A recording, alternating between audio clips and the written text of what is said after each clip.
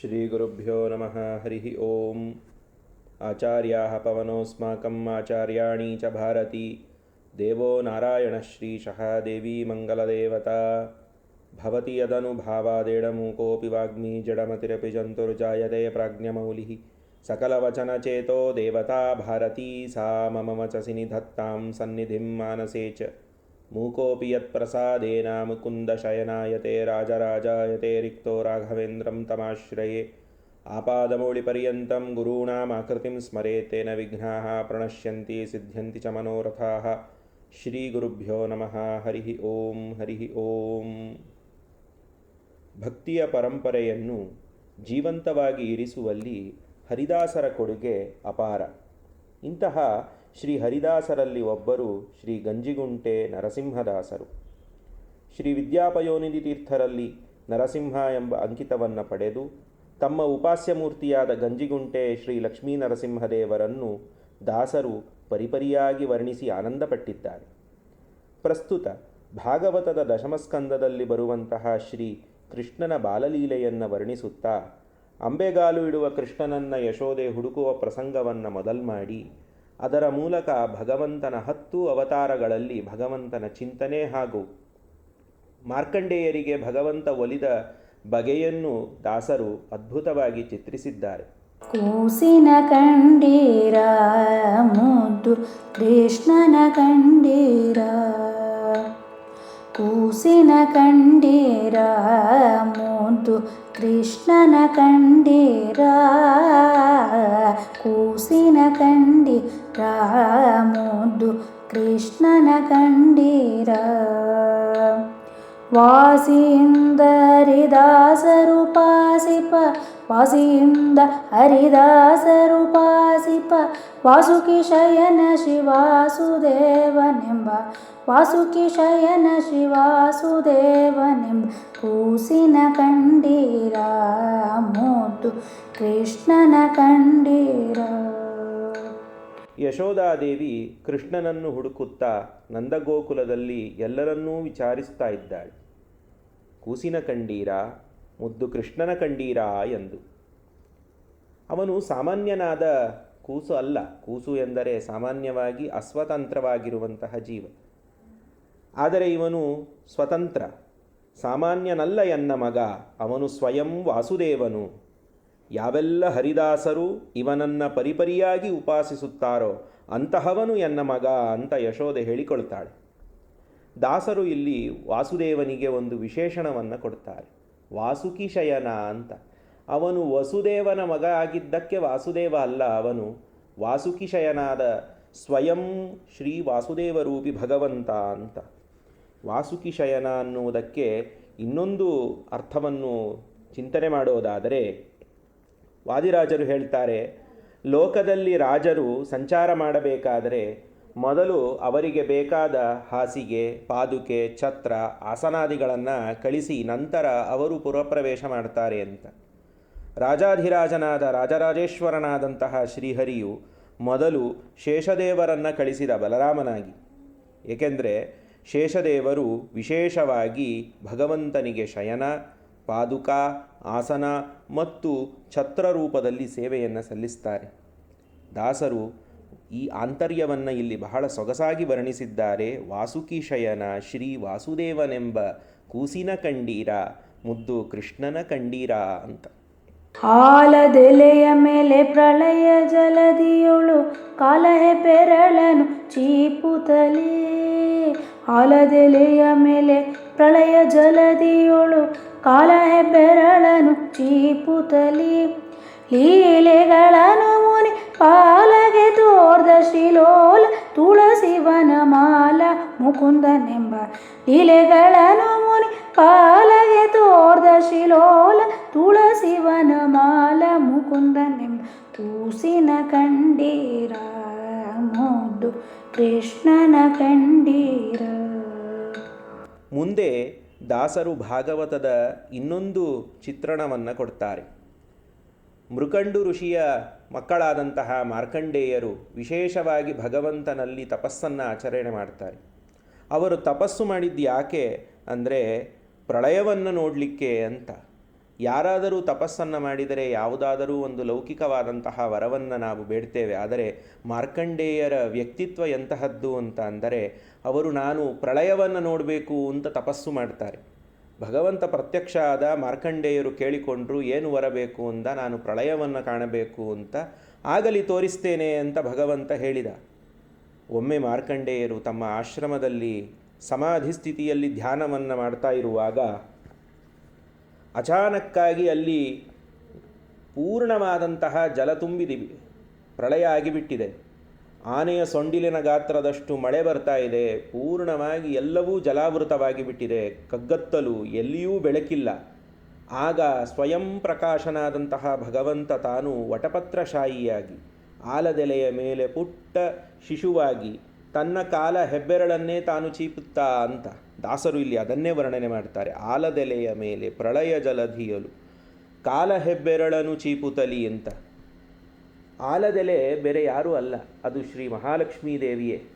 ಯಾಕೆಂದರೆ ನಿತ್ಯಾವಿಯೋಗಿನಿಯಾದಂತಹ ದೇವಿ ಅವಳು ಭಗವಂತನನ್ನು ಒಂದು ಅರೆಕ್ಷಣವೂ ಬಿಟ್ಟಿರಲಿಲ್ಲ. ಹಾಗಾಗಿ ಆಲದೆಲೆಯ ಆಗಿ ಮಹಾಲಕ್ಷ್ಮಿ ಇದ್ದಾಳೆ. ಶಿಶುವಾಗಿ ಸ್ವಯಂ ತಾನೇ ಭಗವಂತ ಅವನು ಕಾಲ ಹೆಬ್ಬೆರಳನ್ನು ಚೀಪುತ್ತಾ ತೇಲುತ್ತಾ ಬರ್ತಾ ಇದ್ದಾನೆ ಆ ಪ್ರಳಯ ಜಲಧಿಯಲ್ಲಿ. ಎಷ್ಟು ಸಣ್ಣ ಕೂಸು ಅವನು. ಯಶೋದೆ ಮತ್ತೆ ಹೇಳ್ತಾಳೆ, ನನ್ನ ಕೂಸು ಸಾಮಾನ್ಯನಲ್ಲ, ಸಣ್ಣ ಕೂಸು. ಎಷ್ಟು ಸಣ್ಣ ಕೂಸು ಅಂದರೆ 50 ಕೋಟಿ ಯೋಜನ ವಿಸ್ತೀರ್ಣವಾದಂತಹ ಬ್ರಹ್ಮಾಂಡವನ್ನೇ ಆವರಿಸುವಂತಹ ಕೂಸು ಅವನು. ಆಗ ಮಾರ್ಕಂಡೇಯರು ಯಾವಾಗ ಆಶ್ರಮದಲ್ಲಿ ಇದನ್ನು ನೋಡ್ತಾರೋ ಆ ಮಗುವಿನ ಉಸಿರಾಟದಿಂದ ಅವರು ಮೂಗಿನ ಹೊಳ್ಳೆಯನ್ನು ಪ್ರವೇಶ ಮಾಡ್ತಾರೆ. ಭಗವಂತನ ಶರೀರವನ್ನು ಪ್ರವೇಶ ಮಾಡಿದಾಗ ಅಲ್ಲಿ ಅನೇಕ ಬ್ರಹ್ಮಾಂಡಗಳನ್ನು ನೋಡ್ತಾರೆ. ಹಿಂದೆ ಆಗಿ ಹೋಗಿರುವಂತಹ ಅನೇಕ ಬ್ರಹ್ಮಾಂಡಗಳು, ಮುಂದೆ ಬರುವಂತಹ ಅನೇಕ ಬ್ರಹ್ಮಾಂಡಗಳನ್ನು ನೋಡ್ತಾರೆ. ಈಗಿರುವ ಬ್ರಹ್ಮಾಂಡದಲ್ಲಿ ಭರತಖಂಡದಲ್ಲಿ ತಮ್ಮ ಆಶ್ರಮವನ್ನು ತಾವೇ ನೋಡಿ ತಮ್ಮನ್ನು ತಾವೇ ಸಮಾಧಿಸ್ಥಿತಿಯಲ್ಲಿ ನೋಡಿಕೊಂಡು ಆಶ್ಚರ್ಯಚಕಿತರಾಗಿ ಕಣ್ಣು ತೆರೆಯುತ್ತಾರೆ. ಭಗವಂತ ಆಗಲೇ ಪ್ರಳಯವನ್ನು ತೋರಿಸಿಬಿಟ್ಟಿದ್ದಾನೆ, ಲೀಲೆಯನ್ನು ತೋರಿಸಿದ್ದಾನೆ. ಎಲ್ಲವೂ ಆಯಾ ಸ್ಥಿತಿಯಲ್ಲಿ ಹೇಗಿರಬೇಕೋ ಅದೇ ಸ್ಥಿತಿಯಲ್ಲಿ ಇದೆ, ಪ್ರಳಯವೂ ಇಲ್ಲ, ಎಂಥದ್ದೂ ಇಲ್ಲ. ಹಾಗೆ ಭಗವಂತನಿಗೆ ಮಾರ್ಕಂಡೇಯರು ಯಾವ ವರವನ್ನು ತೋರಿಸಿದ್ದರೋ ಅದನ್ನು ಸಮಾಧಿ ಸ್ಥಿತಿಯಲ್ಲಿ ಲೀಲೆಯಲ್ಲಿ ತೋರಿಸ್ತಾನೆ ಅಂತ. ಇದನ್ನು ದಾಸರು ಅದ್ಭುತವಾಗಿ ವರ್ಣನೆ ಮಾಡ್ತಾರೆ. ಲೀಲೆಗಳನ್ನು ಮುನಿ ಪಾಲಗೆ ತೋರ್ದ ಅಂತ. ಇನ್ನು ನಿನ್ನ ಮಗನನ್ನು ನಾವು ಹೇಗೆ ಗುರುತು ಹಿಡಿಯೋದು ಅಂತ ಅಂದರೆ ಯಶೋದೆ ಹೇಳ್ತಾಳೆ, ಅವನು ಮುಕುಂದ. ಅವನು ಮುಕುಂದ ಯಾಕೆ ಅಂದರೆ ಅವನು ಮೋಕ್ಷವನ್ನು ಕೊಡ್ತಾನೆ ಅಂತ. ಇನ್ನು ನೀನು ನನ್ನ ಮಗನನ್ನು ಗುರುತಿಸಬೇಕು ಅಂತ ಅಂದರೆ ವಿಶೇಷವಾಗಿ ಅವನು ತುಳಸಿ ಮಾಲೆಯನ್ನು ಹಾಕಿಕೊಳ್ತಾನೆ ಅಂತ. ಮೋಕ್ಷವನ್ನು ಪಡೆಯಬೇಕಾದರೆ ಒಂದು ಸುಲಭವಾದ ಉಪಾಯ ಏನು ಅಂತ ಅಂದರೆ ಅದು ಏಕಾದಶಿ ವ್ರತ. ದಾಸರು ಇಲ್ಲಿ ತುಳಸಿ ಮಾಲೆಯನ್ನು ಧರಿಸಿದಂತಹ ಮುಕುಂದ ಅಂತ ಯಾಕೆ ಹೇಳಿದರು ಅಂದರೆ ಏಕಾದಶಿ ವ್ರತದಿಂದ ನಾವು ಮೋಕ್ಷ ಸಾಧನೆಯನ್ನು ಮಾಡಬಹುದು. ಮೋಕ್ಷವನ್ನು ಕೊಡುವಂತಹವನಿಗೆ ಮುಕುಂದ ಅಂತ ಕರೀತಾರೆ. ಮುಕ್ತಿಂ ದದಾತಿ ಇತಿ ಮುಕುಂದ ಅಂತ. ಹಾಗೆ ದಾಸರು ಏಕಾದಶಿಯ ವ್ರತದ ಚಿಂತನೆಯನ್ನು ಇಲ್ಲಿ ಕೊಡ್ತಾ ಮಾರ್ಕಂಡೇಯರಿಗೆ ಭಗವಂತ ತೋರಿಸಿದಂತಹ ಅದ್ಭುತವಾದಂತಹ ಲೀಲೆಯನ್ನು ಇಲ್ಲಿ ವರ್ಣಿಸ್ತಾರೆ. ಮುಂದಿನ 2 ಚರಣಗಳಲ್ಲಿ ದಾಸರು ಭಗವಂತನ 10 ಅವತಾರಗಳ ಚಿಂತನೆಯನ್ನು ನಮ್ಮ ಮುಂದೆ ಇಡ್ತಾರೆ. ವೇದ ಕಳ್ಳನ ಕೊಂದು ಬೂಧರವನು ಪೊತ್ತ ಮೇದಿನಿಯನು ತಂದ ಮೃಗಮುಖನ. ವೇದ ಕಳ್ಳನ ಕೊಂದು ಬೂಧರವನು ಪೊತ್ತು ಮೇದಿನಿಯನು ತಂದ ಮೃಗಮುಖನ. ಮೇದಿನಿಯನು ಪುಟ ಪಾದದೊಳಲೆದ ದುರ್ಮೇದಿನೀಶ್ವರರ ಮೋದವಳಿದ ನಮ್ಮ. ಮೇದಿನಿಯನು ಪುಟ ಪಾದದೊಳಲೆದ ದುರ್ಮೇದಿನೀಶ್ವರರ ಮೋದವಳಿದ ನಮ್ಮ. ಕೂಸಿನ ಕಂಡೀರ ಮೋದು ಕೃಷ್ಣನ ಕಂಡೀರ. ಕೂಸಿನ ಕಂಡೀರ ಮೋದು ಕೃಷ್ಣನ ಕಂಡೀರ. ಯಶೋದೆಗೆ ಅಲ್ಲಿದ್ದಂತಹ ನಂದಗೋಕುಲದಲ್ಲಿದ್ದಂತಹ ಸ್ತ್ರೀಯರು ಕೇಳ್ತಾರೆ, ಏನು ನಿನ್ನ ಮಗ, ಅವನ ಲೀಲೆ ಎಂತಹದ್ದು ಅಂತ ಕೇಳಿದರೆ ಅವಳು ಹೇಳ್ತಾಳೆ, ನನ್ನ ಮಗ 10 ಅವತಾರಗಳನ್ನು ತಾಳಿದ್ದಾನೆ ಅಂತ. ಯಾವೆಲ್ಲ ಅವತಾರಗಳು ಅದು ಅಂತ ಅಂದರೆ ಮೊದಲನೆಯದು ಮತ್ಸ್ಯಾವತಾರ. ಅಲ್ಲಿ ಏನು ಮಾಡಿದ ಅಂದರೆ ವೇದಗಳನ್ನ ಕೊಂದು ಅಂತ. ಬ್ರಹ್ಮದೇವರು ಮೂರ್ತರೂಪದಲ್ಲಿ ವೇದಗಳನ್ನು ಇರಿಸಿದಾಗ ಹಯಗ್ರೀವಾಸುರ ಎಂಬಂತಹ ದೈತ್ಯ ಬ್ರಹ್ಮಾಂಡದ ಸೃಷ್ಟಿಗೆ ಪೂರ್ವದಲ್ಲಿ ಇದ್ದಂತಹ ದೈತ್ಯ ಅವನು ವೇದಗಳನ್ನು ಅಪಹಾರ ಮಾಡ್ತಾನೆ. ಬ್ರಹ್ಮದೇವರು ಭಗವಂತನಲ್ಲಿ ಶರಣು ಹೊಂದಿದಾಗ ಭಗವಂತ ಮತ್ಸ್ಯಾವತಾರವನ್ನು ತಾಳಿ ಆ ಹಯಗ್ರೀವಾಸುರನನ್ನು ಸಂಹಾರ ಮಾಡಿ ಮೂರ್ತ ರೂಪದಲ್ಲಿದ್ದಂತಹ ವೇದಗಳನ್ನು ಪುನಃ ಬ್ರಹ್ಮದೇವರಿಗೆ ತಂದು ಒದಗಿಸ್ತಾರೆ. ಅದನ್ನೇ ದಾಸರು ಇಲ್ಲಿ ಮೊದಲ ಅವತಾರವನ್ನು ವರ್ಣನೆ ಮಾಡುವಾಗ ವೇದಗಳನ್ನ ಕೊಂದು ಅಂತ. ಮುಂದೆ ಯಶೋದೆಗೆ ಕೇಳ್ತಾರೆ, ಇನ್ನೇನು ಅವತಾರ ಮಾಡಿದ್ದಾನೆ ನಿನ್ನ ಮಗ ಅಂತ ಕೇಳಿದರೆ ಅವನು ಕೂರ್ಮರೂಪವನ್ನು ತಾಳಿದ ಅಂತ. ಯಾಕೆ ಕೂರ್ಮರೂಪವನ್ನು ತಾಳಿದ ಅಂದರೆ ಭೂಧರವನು ಪೊತ್ತು ಅಂತ. ದೈತ್ಯರು ಮತ್ತು ದೇವತೆಗಳು ಇಬ್ಬರೂ ಸಮುದ್ರ ಮಥನವನ್ನು ಮಾಡಬೇಕು ಅಂತ ಭಗವಂತನಲ್ಲಿ ಕೇಳಿಕೊಂಡಾಗ ಆಗಲಿ ಅಂತಾನೆ ದೇವರು ಮಂದರ ಪರ್ವತವನ್ನು ತಂದು ಕ್ಷೀರಸಾಗರದಲ್ಲಿ ಇರಿಸಿ ಅದನ್ನು ಕಡಿಯಿರಿ, ಆಗ ಸಮುದ್ರ ಮಥನ ಆಗುತ್ತೆ ಅಂತ. ಕಡಿತಾ ಇರುವಂತಹ ಸಂದರ್ಭದಲ್ಲಿ ಮಂದರ ಪರ್ವತ ಸಮುದ್ರದ ಒಳಗೆ ಹೋಗ್ತಾ ಇರುವಾಗ ಸ್ವಯಂ ಭಗವಂತ ತಾನು ಮತ್ತೆ ಅನುಗ್ರಹ ಮಾಡಿ ವಿಷ್ಣುಕೂರ್ಮನಾದಂತಹ ಭಗವಂತ ಅವನು ಕೂರ್ಮರೂಪಿ ಆ ಮಂದರ ಪರ್ವತವನ್ನು ಮೇಲಕ್ಕೆ ಎತ್ತಾನೆ. ಇಡೀ ಬ್ರಹ್ಮಾಂಡವನ್ನು 14 ಲೋಕಗಳನ್ನು ಧಾರಣೆ ಮಾಡಿದಂತಹ ವಿಷ್ಣುಕೂರ್ಮನಿಗೆ ಮಂದರ ಪರ್ವತ ಒಂದು ಸಾಸಿವೆ ಕಾಳಿನಷ್ಟಷ್ಟೇ, ಅದೇನು ದೊಡ್ಡದಲ್ಲ. ಆ ರೀತಿ ಕೂರ್ಮರೂಪವನ್ನು ತಾಳಿ ಮಂದರವನ್ನು ಎತ್ತಿ ಭಗವಂತ ಎಲ್ಲರಿಗೂ ಅನುಗ್ರಹವನ್ನು ಮಾಡಿದ. ಇಂತಹವನು ನನ್ನ ಮಗ ಅಂತ ಯಶೋದೆ ಹೇಳಿಕೊಳ್ತಾರೆ. ಆಗ ಮತ್ತೆ ಸ್ತ್ರೀಯರು ಕೇಳ್ತಾರೆ, ಏನು ನಿನ್ನ ಮಗನ ಇನ್ನೊಂದು ವಿಶೇಷ ಅಂತ ಅಂದರೆ, ನನ್ನ ಮಗ ವರಾಹನೂ ಹೌದು ಅಂತ. ಅಯ್ಯೋ ವರಾಹನೇ ಅಂತ ಕೇಳಿದಾಗ ಸಾಮಾನ್ಯವಾದ ವರಾಹ ಅಲ್ಲ, ಅವನು ಮೇದಿನಿಯನ್ನು ತಂದಿದ್ದಾನೆ ಅಂತ. ಬ್ರಹ್ಮದೇವರ ಮೇಧಸ್ಸಿನಿಂದ ಜನಿಸಿದ್ದಕ್ಕೆ ಭೂಮಿಗೆ ಮೇದಿನಿ ಅಂತ ಹೆಸರು. ದಾಸರು ಅದನ್ನು ಇಲ್ಲಿ ವಿಶೇಷವಾಗಿ ಉಲ್ಲೇಖ ಮಾಡ್ತಾರೆ. ಮೇದಿನಿಯನ್ನು ತಂದು ಎಲ್ಲಿಂದ ತಗೊಂಡು ಬಂದ ಮೇದಿನಿಯನ್ನು ಭೂಮಿಯನ್ನು ಅಂತ ಕೇಳಿದರೆ, ಬ್ರಹ್ಮಾಂಡದ ಸೃಷ್ಟಿಯ ಪೂರ್ವದಲ್ಲಿ ಅಂದರೆ ಬ್ರಹ್ಮಾಂಡದ ಒಳಗೆ ಜೀವರ ಸೃಷ್ಟಿಯ ಪೂರ್ವದಲ್ಲಿ ಭೂಮಿ ಇದು ಪ್ರಳಯದ ಉದಕದಲ್ಲಿ ಹುದುಗಿ ಹೋಗಿತ್ತು. ಅದನ್ನು ಯಾರೂ ತೆಗೆದುಕೊಳ್ಳಬಾರದು ಅನ್ನೋದಕ್ಕಾಗಿ ಬ್ರಹ್ಮದೇವರ ಮಗನೇ ಒಬ್ಬ ಅಸುರ ಇದ್ದ, ಹಿರಣ್ಯಾಕ್ಷ ಅಂತ. ಅವನು ಅದನ್ನು ಕಾಯ್ತಾ ಇದ್ದ. ಸ್ವಯಂಭೂವಮನು ಮತ್ತು ಶತರೂಪಾದೇವಿಯರು ನಾವು ಎಲ್ಲಿ ಪ್ರಜೆಗಳನ್ನು ಉತ್ಪತ್ತಿ ಮಾಡಬೇಕು ಅಂತ ಕೇಳ್ತಾರೆ ಬ್ರಹ್ಮದೇವರನ್ನು. ಬ್ರಹ್ಮದೇವರು ಭೂಮಿಯಲ್ಲಿ ಮಾಡಿ ಅಂತ ಅಂತಾರೆ. ಆದರೆ ಭೂಮಿಯಲ್ಲಿ ಪ್ರಳಯೋದಕದಲ್ಲಿ ಇದೆ. ಆಗ ಭಗವಂತನಲ್ಲಿ ಪ್ರಾರ್ಥನೆ ಮಾಡಿದಾಗ ಬ್ರಹ್ಮದೇವರ ನಾಸಿಕದಿಂದ ವರಾಹರೂಪನಾಗಿ ದೇವರು ಬಂದು ಆ ಆದಿಹಿರಣ್ಯಾಕ್ಷನನ್ನು ಕೋರೆದಾಡೆಯಿಂದ ಸಂಹಾರ ಮಾಡಿ ಭೂಮಿಯನ್ನು ಪ್ರಳಯೋದಕದಿಂದ ಎತ್ತಿ ಅದರ ಸ್ಥಾನದಲ್ಲಿ ಇರಿಸಿ ಸ್ವಯಂಭುವ ಮನುವಿಗೆ ಪ್ರಜೆಗಳನ್ನು ಉತ್ಪತ್ತಿ ಮಾಡುವಂತ ಅದರಲ್ಲಿ ಅನುಗ್ರಹವನ್ನು ಮಾಡಿದ. ಇದೇ ಹಿರಣ್ಯಾಕ್ಷ ಯಾವಾಗ ಜಯ ವಿಜಯರ ದ್ವಾರಪಾಲಕರಿಗೆ ಯಾವಾಗ ಶಾಪ ಬಂತೋ ಸನಕಾದಿಗಳಿಂದ, ಆ ಜಯನಾಮಕ ದ್ವಾರಪಾಲನಲ್ಲಿ ಪ್ರವೇಶವನ್ನು ಮಾಡಿ ದಿತಿ ಮತ್ತು ಕಶ್ಯಪರಲ್ಲಿ ಮತ್ತೆ ಹಿರಣ್ಯಾಕ್ಷನಾಗಿ ಬಂದ. ಮತ್ತೆ ಭೂಮಿಯನ್ನು ಅಪಹಾರ ಮಾಡಿದ. ಆಗ ದೇವರು ಪುನಃ ವರಾಹ ಅವತಾರವನ್ನು ಮಾಡಿ ಅವನೊಟ್ಟಿಗೆ ಗದಾಯುದ್ಧವನ್ನು ಮಾಡಿ ಗದೆಯಲ್ಲಿ ಅವನ ಕಿವಿಯ ಕೆಳಗೆ ಹೊಡೆದು ಅವನನ್ನು ಸಂಹಾರ ಮಾಡಿಬಿಟ್ಟ.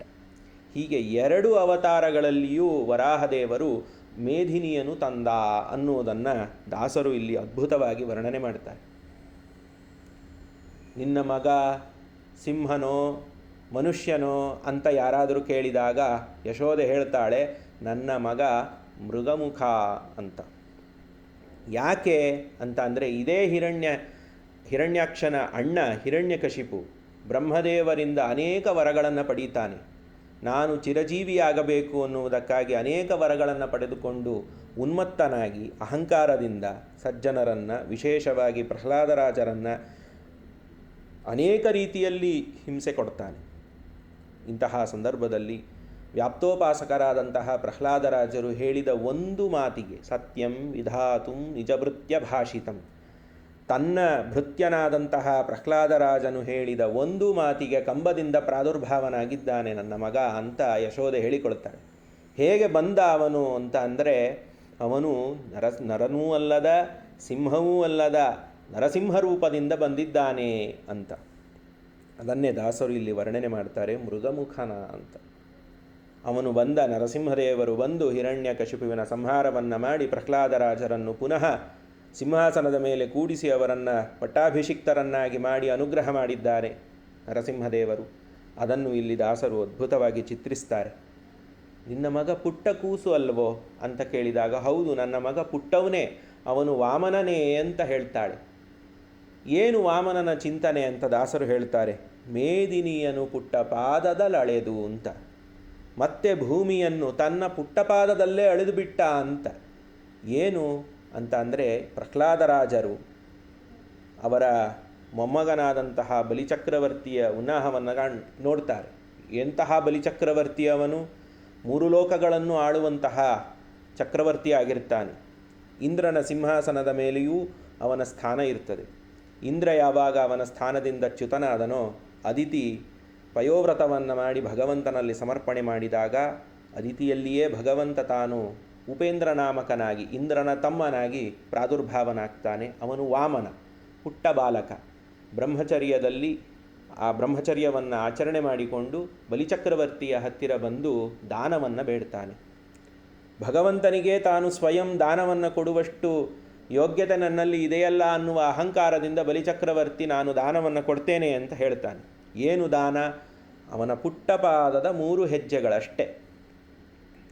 ಅಷ್ಟು ಭೂಮಿಯನ್ನು ನನಗೆ ಕೊಡು ಅಂತ ಕೇಳ್ತಾನೆ ವಾಮನ. ಅದಕ್ಕೆ ಬಲಿ ಆಯಿತು ಅಂತ ಹೇಳಿ ಅವನು ದಾನವನ್ನು ಕೊಟ್ಟ. ವಾಮನ ತ್ರಿವಿಕ್ರಮನಾಗಿ ಬೆಳೆದ.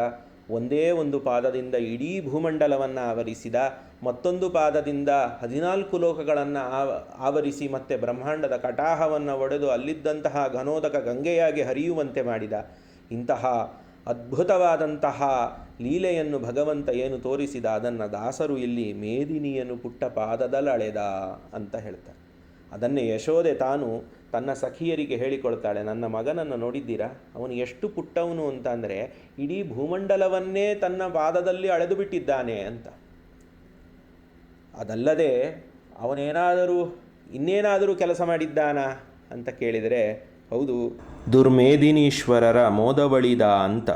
ಜಮದಗ್ನಿಗಳ ಮಗನಾಗಿ ಭೃಗುವಂಶದಲ್ಲಿ ಭಾರ್ಗವರಾಮನಾಗಿ ಪ್ರಾದುರ್ಭಾವನಾದಂತಹ ಪರಶುರಾಮ ದೇವರು ಯಾವ ಕಾರ್ತವೀರ್ಯಾರ್ಜುನನನ್ನು ಮೊದಲು ಮಾಡಿಕೊಂಡು ಎಲ್ಲ ದುಷ್ಟಕ್ಷತ್ರಿಯರನ್ನು 21 ಬಾರಿ ಭೂಮಿಯಲ್ಲಿ ಸಂಚಾರ ಮಾಡಿ ಎಲ್ಲರನ್ನೂ ಸಂಹಾರ ಮಾಡಿದ್ದಾರೆ. ಅವರ ಪರಶುವೇ ಸೃಕು, ಧನಸ್ಥೇ ಸ್ರವ, ಎಲ್ಲ ದುಷ್ಟಕ್ಷತ್ರಿಯರ ಸೈನ್ಯ ಏನಿದೆ ಅದೇ ಸಮಿತ್ತುಗಳು. ಅದನ್ನೇ ಒಂದು ರಣರಂಗವೇ ಒಂದು ಯಜ್ಞದ ಯಾಗಶಾಲೆಯನ್ನಾಗಿ ಮಾಡಿಕೊಂಡು ಅಲ್ಲಿ ಯಜ್ಞವನ್ನು ಮಾಡಿದ್ದಾರೆ. ಈಗಲೂ ಅಗ್ನ್ಯಂತರ್ಗತರಾಗಿ ಹರಿಣೀಪತಿಯಾದಂತಹ ಪರಶುರಾಮ ದೇವರನ್ನು ನಾವು ಅಗ್ನಿ ಕಾರ್ಯಗಳಲ್ಲಿ ಚಿಂತನೆಯನ್ನು ಮಾಡ್ತೇವೆ. ಇಂತಹ ಪರಶುರಾಮ ದೇವರೇ ನನ್ನ ಮಗ ಅಂತ ಹೇಳಿಕೊಳ್ತಾಳೆ ಯಶೋಧ. ಇನ್ನು ಮುಂದಿನ ಚರಣದಲ್ಲಿ ಹೇಳ್ತಾರೆ ದಾಸರು, ನಾರಿ ಚೋರನ ಕೊಂದು ನಾರಿಯ ಕರೆ ತಂದು ನಾರಿ ಜನರ ವ್ರತವಳಿದು. ನಾರಿ ಚೋರನ ಕೊಂದು ನಾರಿಯ ಕರೆ ತಂದು ನಾರಿ ಜನರ ವ್ರತವಳಿದು. ಕ್ರೂರ ದೈತ್ಯರ ಕೊಂದ ಕುದುರೆ ಏರಿಪೋದ, ಕ್ರೂರ ದೈತ್ಯರ ಕೊಂದ ಕುದುರೆ ಏರಿಪೋದ. ನೀರದಿ ಸುತೆ ಪ್ರಿಯ ನರಸಿಂಹನೆಂಬ, ನೀರದಿ ಸುತೆ ಪ್ರಿಯ ನರಸಿಂಹನೆಂಬ. ಕೂಸಿನ ಕಂಡೀರ ಮುದ್ದು ಕೃಷ್ಣನ ಕಂಡೀರ, ಕೂಸಿನ ಕಂಡೀರ ಮುದ್ದು ಕೃಷ್ಣನ ಕಂಡೀರ. ನಾರಿಚೋರನ ಕೊಂದು ಅಂತ. ಇದೇ ಯಾವ ಜಯ ವಿಜಯರು ಶಾಪಗ್ರಸ್ತರಾಗಿದ್ದಾರೋ ಮೊದಲು ಹಿರಣ್ಯಕಶಿಪುವಾಗಿ ಹುಟ್ಟಿದ್ದಾರೆ. ನಂತರ ನರಸಿಂಹದೇವರನ್ನು ಭೂತ ಅಂತ ನೋಡಿದ್ದಕ್ಕೆ ಅವರು ಮತ್ತೆ ಭೂತಾಕಾರದಲ್ಲಿಯೇ ರಾವಣ ಕುಂಭಕರ್ಣರಾಗಿ ಹುಟ್ಟುತ್ತಾರೆ. ನಾರಿ ಚೋರನ ಕೊಂದು ಅಂತ ಹೇಳುವಾಗ ನಾರಿ ಚೋರ ಬೇರೆ ಯಾರಲ್ಲ, ಸೀತಾಕೃತಿಯನ್ನು ಅಪಹಾರ ಮಾಡಿದಂತಹ ರಾವಣನೇ. ಅವನನ್ನು ರಾಮಚಂದ್ರ ದೇವರು ಸಮುದ್ರಕ್ಕೆ ಸೇತುವೆಯನ್ನು ನಿರ್ಮಾಣ ಮಾಡಿ ಕಪಿಸೇನೆಯೊಂದಿಗೆ ಅವನನ್ನು ಸಂಹಾರ ಮಾಡ್ತಾರೆ. ಇಂತಹ ಅದ್ಭುತ ಲೀಲೆಯನ್ನು ಕೇವಲ ಕೆಲವೇ ಪದಗಳಲ್ಲಿ, 3 ಪದಗಳಲ್ಲಿ ನಾರಿ ಚೋರನ ಕೊಂದು ಅಂತ ದಾಸರು ಅದ್ಭುತವಾಗಿ ವರ್ಣಿಸ್ತಾರೆ. ಇನ್ನು ನಿನ್ನ ಮಗ ಯಾರು ಅಂತ ಕೇಳಿದರೆ, ನನ್ನ ಮಗ ಕೃಷ್ಣ. ಎಂತಹವನು ಗೊತ್ತಾ? ಮುಂದೆ ಅವನು ರುಕ್ಮಿಣಿಯನ್ನು ಕರೆದುಕೊಂಡು ಬರ್ತಾನೆ ಅಂತ. ನಾರಿಯ ಕರೆ ತಂದು ಅಂತ. ರುಕ್ಮಿಣಿ ಕೃಷ್ಣನನ್ನು ವಿವಾಹ ಆಗಬೇಕು ಅಂತ ಇರ್ತಾಳೆ. ಆದರೆ ಜರಾಸಂಧಾದಿಗಳು ರುಕ್ಮಿಯನ್ನು ಮುಂದೆ ಮಾಡಿ ಶಿಶುಪಾಲನಿಗೆ ರುಕ್ಮಿಣಿಯನ್ನು ಕೊಟ್ಟು ಮದುವೆ ಮಾಡಬೇಕು ಅಂತ ಪ್ರಸ್ತಾವನೆ ಇಟ್ಟಾಗ ರುಕ್ಮಿಣಿ ಬ್ರಾಹ್ಮಣನ ಒಟ್ಟಿಗೆ ಒಂದು ಪತ್ರವನ್ನು ಬರೀತಾಳೆ. ಶ್ರುತ್ವಾ ಗುಣಾನ್ ಭುವನ ಮಂಗಲಂತೆ ರೂಪಂ ಪರಂ ಭುವನ ಸುಂದರ ಸಂಗಮಾಂಸ್ತೆ ತ್ವಯಚ್ಯುತ ವಿಶತಿ ಚಿತ್ತ ಪತ್ರಪಮ್ಮೆ. ನಿನ್ನ ಗುಣಗಳನ್ನು ನಾನು ಕೇಳಿದ್ದೇನೆ, ನಿನ್ನ ರೂಪವನ್ನು ನಾನು ಕಾಣಬೇಕು ಅನ್ನುವಂತಹ ಬಯಕೆಯಲ್ಲಿದ್ದೇನೆ. ಕೃಷ್ಣ, ನೀನು ನನ್ನನ್ನು ಮದುವೆ ಆಗಬೇಕು ಅಂತ. ಮಹಾಲಕ್ಷ್ಮಿಯ ಸ್ವಯಂ ಅವತಾರ ರುಕ್ಮಿಣಿ. ಅವಳು ಕೃಷ್ಣನನ್ನು ಬಿಟ್ಟು ಬೇರೆ ಯಾರನ್ನೂ ವಿವಾಹ ಆಗಲು ಸಾಧ್ಯ ಇಲ್ಲ. ಹಾಗಾಗಿ ಕೃಷ್ಣ ಬಂದ. ರುಕ್ಮಿಣಿಯನ್ನು ಗೌರಿ ಪೂಜೆಯ ಸಂದರ್ಭದಲ್ಲಿ ಯಾವ ದೇವಸ್ಥಾನದಲ್ಲಿ ಇದ್ದಳೋ ಅವಳನ್ನು ಅಲ್ಲಿಂದ ಕರೆದುಕೊಂಡು ಹೋಗಿ ಮೂಲಮಾಧವ ಕ್ಷೇತ್ರದಲ್ಲಿ ಹೋಗಿ ಮದುವೆಯಾದ ಅನ್ನುವಂತಹ ರುಕ್ಮಿಣಿಯ ಕಲ್ಯಾಣದ ಇಡೀ ಕಥೆಯನ್ನು ದಾಸರು ನಾರಿಯ ಕರೆತಂದು ಅನ್ನುವಂತಹ ಒಂದೇ ಒಂದು ವಾಕ್ಯದಲ್ಲಿ ಇಡ್ತಾರೆ. ಇನ್ನು ಮುಂದೆ ಬೌದ್ಧಾವತಾರವನ್ನು ವರ್ಣನೆ ಮಾಡುವಾಗ ಯಶೋದೆ ಹೇಳ್ತಾಳೆ, ನಾರೀ ಜನರ ವ್ರತವಳಿದು ಅಂತ. ತ್ರಿಪುರಾಸುರರನ್ನು ಸಂಹಾರ ಮಾಡಬೇಕು.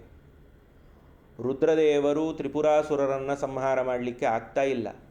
ಕಾರಣ ಏನು ಅಂತ ಅಂದರೆ ಆ ತ್ರಿಪುರಾಸುರರ ಪತ್ನಿಯರ ಪಾತಿವ್ರತ್ಯದ ಧರ್ಮ ಅಂತ. ಅದನ್ನು ಹಾಳು ಮಾಡಬೇಕು ಅನ್ನುವಂತಹ ನಿಟ್ಟಿನಲ್ಲಿ ಭಗವಂತ ಬಾಲರೂಪವನ್ನು ತಾಳಿ ದಿಗಂಬರನಾಗಿ ಬುದ್ಧಾವತಾರದಲ್ಲಿ ಶೂನ್ಯವಾದವನ್ನು ಅವರಿಗೆ ಉಪದೇಶ ಮಾಡ್ತಾನೆ. ಆ ಶೂನ್ಯವಾದದ ಉಪದೇಶ ಮತ್ತು ಅವನ ದಿಗಂಬರತ್ವವನ್ನು ನೋಡಿ ಅವರ ಪಾತಿವ್ರತ್ಯ ಹಾಳಾಗುತ್ತೆ. ಅದರಿಂದ ರುದ್ರದೇವರಿಗೆ ತ್ರಿಪುರಾಸುರರ ಸಂಹಾರವನ್ನು ಮಾಡಲಿಕ್ಕೆ ಶಕ್ತರಾಗ್ತಾರೆ ಅಂತ ತಿಳಿಸುವಂತಹ ಭಾಗವತದ ಒಂದು ಪ್ರಮೇಯವನ್ನು ಇಲ್ಲಿ ದಾಸರು ನಾರಿ ಜನರ ವ್ರತವಳಿದು ತ್ರಿಪುರಾಸುರರ ಪತ್ನಿಯರ ಪಾತಿವ್ರತ್ಯವನ್ನು ಇಲ್ಲಿ ಅಳಿಸಿ ಬುದ್ಧಾವತಾರನಾದಂತಹ ಭಗವಂತ ಲೋಕಕ್ಕೆ ಉದ್ಧಾರ ಮಾಡಿದ್ದಾನೆ ಎನ್ನುವುದರ ಚಿಂತನೆಯನ್ನು ಇಲ್ಲಿ ದಾಸರು ಕೊಡ್ತಾರೆ.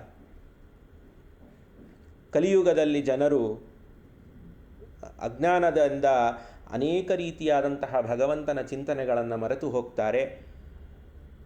ಕಲಿಗಾಲದ ಕೊನೆಯ ಕಾಲದಲ್ಲಿ ಎಲ್ಲ ಕ್ರೂರ ದೈತ್ಯರನ್ನು ಸಂಹಾರ ಮಾಡಲಿಕ್ಕಾಗಿ ವಿಷ್ಣು ಯಶಸ್ಸೆಂಬಂತಹ ಬ್ರಾಹ್ಮಣನ ಗೃಹದಲ್ಲಿ ತಾನು ಅವತಾರ ಮಾಡಿ ಕಲ್ಕಿ ಭೂಪನಾಗಿ ಎಲ್ಲ ದೈತ್ಯರನ್ನು ಕೊಂದು ಕುದುರೆಯನ್ನು ಏರಿ ಪುನಃ ಕೃತಯುಗದ ಧರ್ಮವನ್ನು ಸ್ಥಾಪನೆ ಮಾಡ್ತಾನೆ ಅನ್ನುವುದನ್ನು ಹೇಳಲಿಕ್ಕಾಗಿ ದಾಸರು ಕ್ರೂರ ದೈತ್ಯರ ಕೊಂದು ಕುದುರೆ ಏರಿಪೋದ ಅಂತ ಕಲ್ಕಿಯ ಅವತಾರವನ್ನು ಇಲ್ಲಿ ವರ್ಣನೆ ಮಾಡಿ ಹೀಗೆ 10 ಅವತಾರಗಳಲ್ಲಿ ನನ್ನ ಮಗ ವಿಜೃಂಭಿಸ್ತಾನೆ, ಅವನನ್ನು ನೀವೆಲ್ಲಾದರೂ ನೋಡಿದ್ದೀರಾ ಅಂತ ಕೇಳುವಂತಹ ಪರಿಯನ್ನು ದಾಸರು ಅದ್ಭುತವಾಗಿ ಚಿತ್ರಿಸಿದ್ದಾರೆ. ಕಡೆಯಲ್ಲಿ ದಾಸರು ನರಸಿಂಹದೇವರನ್ನು ನೋಡಿದ್ದೀರಾ ಅಂತ. ನನ್ನ ಮಗ ಬೇರೆ ಯಾರಲ್ಲಪ್ಪ, ನರಸಿಂಹನೇ. ಎಂತಹ ನರಸಿಂಹ ಗೊತ್ತಾ ಅವನು? ನೀರಧಿಸುತೆ ಪ್ರಿಯ ಅಂತ. ನೀರಧಿಸುತೆ ಯಾರು ಅಂದರೆ ಮಹಾಲಕ್ಷ್ಮಿ. ನೀರಧಿಸುತೆ ಯಾಕೆ ಅಂದರೆ ಅದೇ ಸಮುದ್ರ ಮಥನ ಕಾಲದಲ್ಲಿ ಸಮುದ್ರದಿಂದಲೇ ಉತ್ಪನ್ನಳಾದಂತಹ ಅವಳು ಮಹಾಲಕ್ಷ್ಮಿ. ಆದ್ದರಿಂದ ಅವಳು ನೀರಧಿಸುತೆ. ನೀರಧಿ ಅಂದರೆ ಸಮುದ್ರ. ಆ ಸಮುದ್ರನ ರಾಜನ ಮಗಳಾದ್ದರಿಂದ ಅವಳಿಗೆ ನೀರಧಿಸುತೆ ಅಂತ ಕರೀತಾರೆ. ಇಂತಹ ಮಹಾಲಕ್ಷ್ಮಿಯ ಅತ್ಯಂತ ಪ್ರೀತಿಪಾತ್ರವಾದಂತಹ ರೂಪ ಯಾವುದು ಅಂದರೆ ನರಸಿಂಹ. ಆ ನರಸಿಂಹನನ್ನು ನೀವೆಲ್ಲಾದರೂ ಕಂಡಿದ್ದೀರಾ ಅಂತ ಯಶೋದೆ ಕೇಳಿದಂತೆ ಮಾಡಿ ದಾಸರು ಇಲ್ಲಿ 10 ಅವತಾರಗಳ ಮಾರ್ಕಂಡೇಯರ ಋಷಿಗಳಿಗೆ ಅನುಗ್ರಹ ಮಾಡಿದಂತಹ ಭಾಗವತದ ವಿವಿಧವಾದಂತಹ ಪ್ರಮೇಯಗಳನ್ನು ಇಲ್ಲಿ ವರ್ಣಿಸುತ್ತಾರೆ. ಯಸ್ಸರ್ವಗುಣ ಸಂಪೂರ್ಣ ಸರ್ವದೋಷ ವಿವರ್ಜಿತ ಪ್ರೀಯತಾಂ ಪ್ರೀತಯೇ ವಾಲಂ ವಿಷ್ಣುರ್ಮೇ ಪರಮಃ ಸುಹೃತ್. श्रीकृष्णार्पणमस्तु. वीडियोस बनाने हैं फिल्मोरा है ना,